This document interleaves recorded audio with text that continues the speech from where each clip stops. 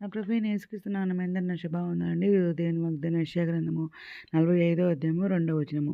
నేను నీకు ముందుగా పోవచ్చు మెట్టగా ఉన్న స్థలములను సరళం చేసేదను, ఇత్తడి తలుపులను పగలగొట్టుదును, ఇనుప కడ్డీలను విరగ్గొట్టుదును అనే వాగ్దానం వచ్చింది. పరిశుద్ధాత్మగా అర్ధరాత్రి లేచి ప్రార్థన చేసి స్తుతులు చెల్లించి మరలా ప్రార్థన చేస్తే ఉండండి. అప్పుడు దేవుడి వాగ్దానం చేయించండి. వెంటనే స్టాటస్ పెట్టినా చూడండి. ఇక్కడ ప్రతిదినం కూడా ఉదయకాల సాయంత్రకాలం మధ్యకాలం అర్ధరాత్రి ప్రార్థన చేస్తున్నాం. ఇంకా బైబిల్ అయితే పూర్తి రాసిన దేవుని కృప వలన ఇంకా త్యాగం చేస్తున్నాం, ఉపవాస ప్రార్థన చేస్తున్నాం కదండి. ఏదైనా మరి ఈరోజు దేవుడు ఏం మాట్లాడుతున్నారంటే దీనికి రిలేటెడ్ వాక్యాలన్నీ కూడా ఉన్నాయి చూడండి. అక్కడ యెషయా 45వ అధ్యాయంలోనే 1వ వచనం, 2వ వచనం, 3వ వచనం చూస్తే అతని పక్షమున జనములను జయించుటకు నేను అతన్ని కుడి చేతిని పట్టుకున్నాను, నేను రాజుల నడికట్లను విప్పెదను, ద్వారంలో అతని ఎదుట వేయబడకుండా తలుపులు తీసేదను అని యెహోవా తాను అభిషేకించిన కోరేషుని గురించి సెలవిచ్చున్నారు అనమాట. అయితే నేను నీకు ముందుగా పోవచ్చు మెట్టుకు ఉన్న స్థలాలను సరళం చేస్తానంటున్నారు. ఇతర తరపున పగలగొడతా అన్నారు, ఇనుపగడ్డిని విడగొడతా అంటున్నారు.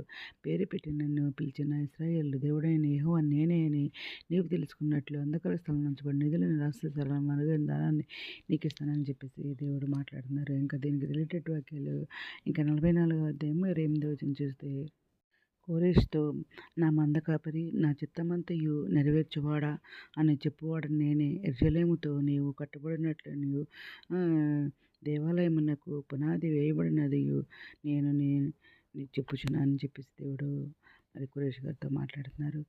ఇంకా మరి దీనికి రిలేటెడ్ వాక్యాలు యెషయా గ్రంథము 40వ అధ్యాయం 3, 4 వచనాలు. ఆలకించుడి, అడవిలో ఒకడు ప్రకటించున్నాడు ఎట్లనగా అరణ్యములో యెహోవాకు మార్గం సిద్ధపరచుడి, ఎడారిలో మా దేవుని రాజమార్గము సరళం చేయుడి. ప్రతి లోయను ఎత్తు చేయవలెను, ప్రతి పర్వతమును ప్రతి కొండను అణచవలెను, వంకరవి చక్కగాను కొరకైనవి పదునుగాను ఉండవలెను అని చెప్పేసి దేవుడు చెప్తున్నారండి. ఇంకా యెషయా గ్రంథం 41 13, 14, 15 వచనాలండి. నీ దేవుడైన యెహోవానగు నేను భయపడకు, నేను నీకు సహాయం చేశానని చెప్పి నీ కుడి చేతిని పట్టుకొంచున్నాను. పురుగు వంటి యాకోబు స్వల్ప జనమునకు ఇశ్రాయేలు భయపడకుడి, నేను నీకు సహాయం చేయుచున్నాను అని యెహోవాను సెలవిచ్చున్నాడు. నీ విమోచకుడు ఇశ్రాయేలు పరిశుద్ధ దేవుడే అని చెప్పేసి అంటున్నారండి. ఇంకా కక్కులు పట్టుబడి పొదనుగల కొత్తదైన మెరుపుడి మానుగా నేను నియమించి ఉన్నాను. నీవు పర్వతములను వచ్చేదువు, వాటిని పొడి చేయుదువు, కొండలను పొట్టువలే చేయుదువు అని చెప్పేసి దేవుడు మాట్లాడుతున్నారనమాట. ఇంకా మరి దేవుడు ఇంకో యెషయా గ్రంథం 46వ అధ్యాయంలో 10, 11 వచనాలండి. నా ఆలోచన నిలిచిననియు నా చిత్తము నెరవేర్చుకున్నదని నీవు చెప్పుకొనొచ్చు. ఆది నుండి నేనే కలగబో వాటిని తెలియజేస్తున్నాను, పూర్వకాలం నుండి నేనే ఇంకా జరగని వాటిని తెలియజేయుచున్నాను అని చెప్పేసి దేవుడు మాట్లాడుతున్నారు. ఇంకా 11వ వచనం చూస్తే దూరదేశపు నుండి నేను విమోచించిన కార్యములు నెరవేర్చువాని పిలుచుచున్నాను, నేను చెప్పి ఉన్నాను దాన్ని నెరవేర్చేదను, ఉద్దేశించి ఉన్నాను సఫలపరిచేదను అని మాట్లాడుతున్నారండి. ఇంకా యెషయా గ్రంథంలోని 42వ అధ్యాయంలో 16వ వచనం. వారెరుగని గుడ్డివారిని తీసుకుని వచ్చేదను, వారెరుగని త్రోవలలో వారిని నడిపింతును, వారి ఎదుట చీకటిని వెలుగ్గాను వంక త్రోవలను చక్కగా చేయుదును, నేను వారిని విడువక ఈ కార్యములను చేయుదును అని చెప్పేసి దేవుడు మాట్లాడుతున్నారు. ఇంకా యెషయా గ్రంథం 43, 1, 2 వచనాలండి. అయితే యాకోబు నేను సృజించినోడగు యెహోవా, ఇశ్రాయేలు నేను నిర్మించినోడగు ఇలాగ సెలవిచ్చున్నాడు, నేను నిన్ను విమోచించి నన్ను భయపడకమని పేరు పెట్టి నేను పిలిచినాను నా సొత్తు.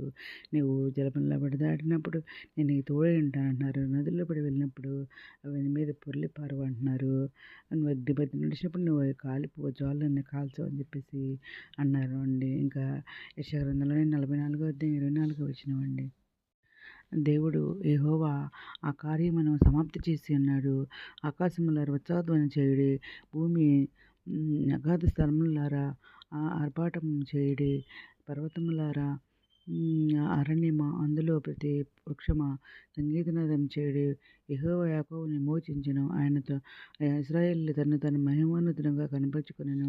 గర్భం నుండి నిన్ను నిర్మించిన నీ విమోచకుడగు యెహోవా ఇలాగ సెలవిచ్చినాడు, యెహోవా నేనే సమస్తం జరిగించేవాడు, నేనొక్కడినే ఆకాశమును విశాలపరచువాడను, నేనే భూమిని పరిచినవాడను అని చెప్పేసి దేవుడు మరి దీనికి రిలేటెడ్ వాక్యాలన్నీ కూడా ఇలా ఉన్నాయండి. మరి దేవుడు ఏ విధంగా మాట్లాడుతున్నారంటే మనతో ఈ దినం మరి ఏదైనా మరి వాగ్దానం మరి అందరి చేతుల్లో నెరవేరాలని మరి కురేష్ గారు చెప్పిన మాటలన్నీ కూడా మనతో కూడా చెబుతున్నారు. ఆయన సేవ చేయమని మరి అలాగే మనం కూడా అందరికి ఆ దేవుని గురించి ప్రకటించాలండి.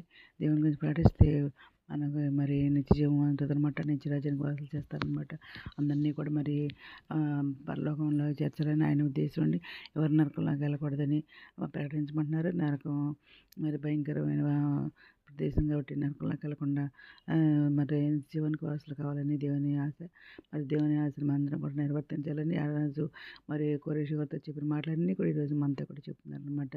దేవుని గురించి ప్రకటించమని ఈ దినం వాగ్దానం అందరి చేతుల్లో నెరవేరని కోరుకుని ఈరోజు మనం ప్రార్థన చేసుకుందాం. మహోన్నత సరస్వతి మంత్ర ఘనమైన మనకి వేలాది స్థితి స్వతంత్రండి 8 ప్రపంచంలో ప్రతి ఒక్క బిడ్డని పేరు పేరు జ్ఞానం చేసుకుని ప్రతి ఒక్క బిడ్డ కావలసింది అక్కడ తీసుకుని కోరుకొచ్చండి. మన జరిగిన దేశాలు దేవుని ఉద్యోగాలు తెచ్చండి. ఆర్థిక పరిస్థితుల వరకు ఆర్థిక సాయం దయచేయండి. వనరులను బలపరచండి. ఆరోగ్యతోడు స్వస్థపరచండి. వేదన దగ్గర ఓదార్చండి.